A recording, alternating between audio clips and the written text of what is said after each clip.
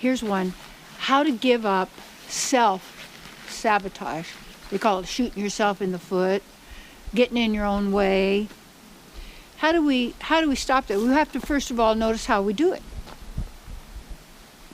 You could sabotage yourself always by self-doubt. I'm not good enough. It's not enough. Nobody likes me. And notice if I'm saying, you say, well, it sounds like you're talking to me. Why? Because we're all hearing the same nonsense, the same ignorance coming through our minds to talk us out of being who we are and doing what we feel guided and want to do. Because it's like, and so you watch the mind, you'll see this thing. So how you give up self-sabotage, you start to watch it. What do you do to sabotage yourself, and what does that mean?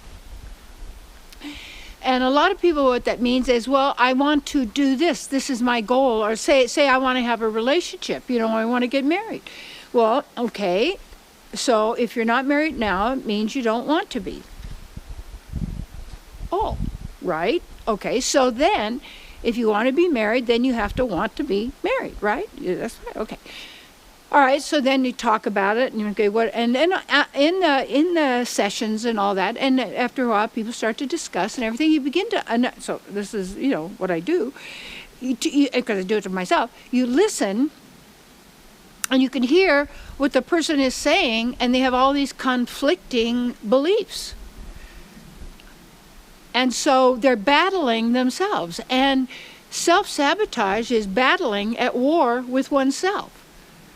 It's preventing you from something. And I was talking with one of my mentoring people, and he was saying what he wanted was for something to happen in his work.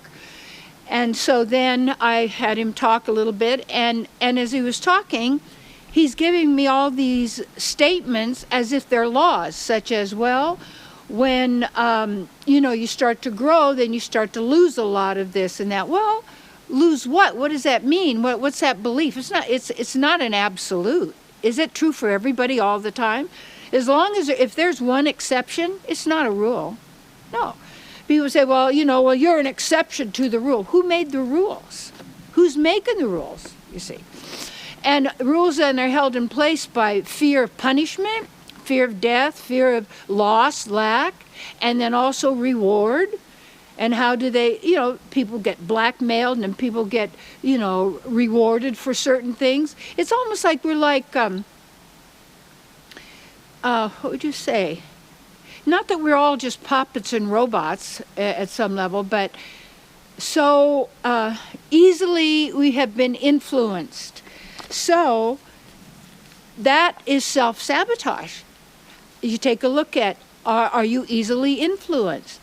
Do you really want what you say you want? And then when I started talking with the person that wanted to get married, and we start to look at what's really involved, she's got a lot of stops where it says there's too many fears, too many objections, because she has too many rules and ideas about what having a relationship, a marriage means. And I remember when I first got married, it's like, in this lifetime experience, I don't know what to do. What do you do? I don't know what to do. What do you do?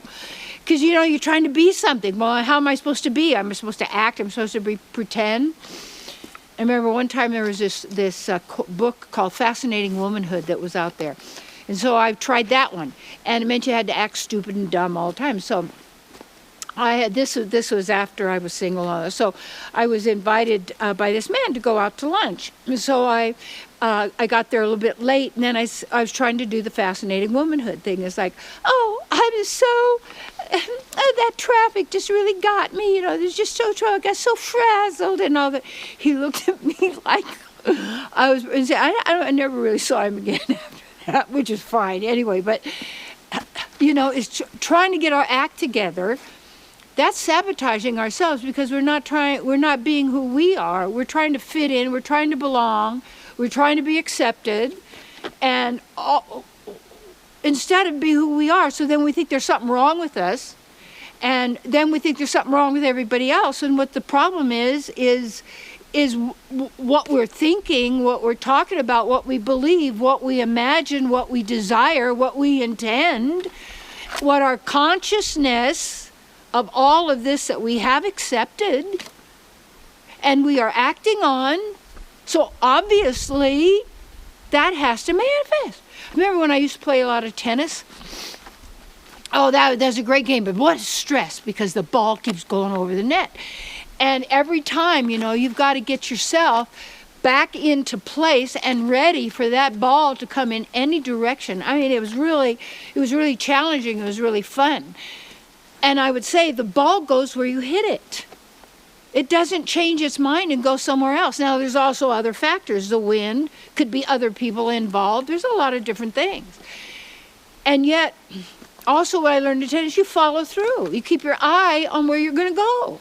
I learned that when I did the fire walk. I had a 21-day retreat at my retreat center in Washington to find out what would happen with people in 21 days by changing their habits. It was fabulous.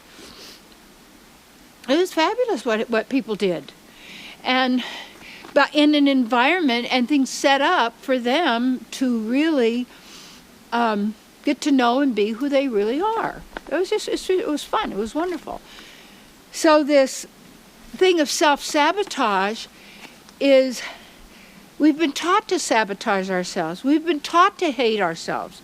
We've been taught to hate others. We've been taught all these ways to be.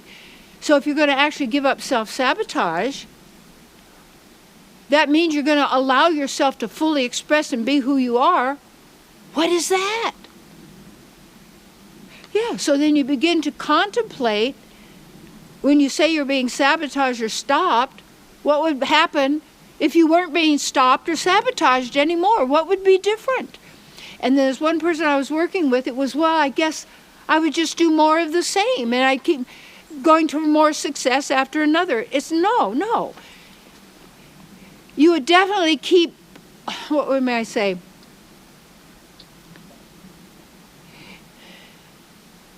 You would do what it is that that you say in your heart that you want to be doing, because there's no obstruction. So if there's no obstruction, what are you afraid of? And we're afraid of our power, or we don't believe we have it, or we can't do it, or other people won't like it. So we got sentimentality, we got everybody's opinion, we got everybody molding everybody else, but yet some are all running the same fears with the same beliefs. And when you choose not to, we can't have that. Work on yourself. Mm-hmm. And your beloved, and hey, this is what it's all about. Yeah.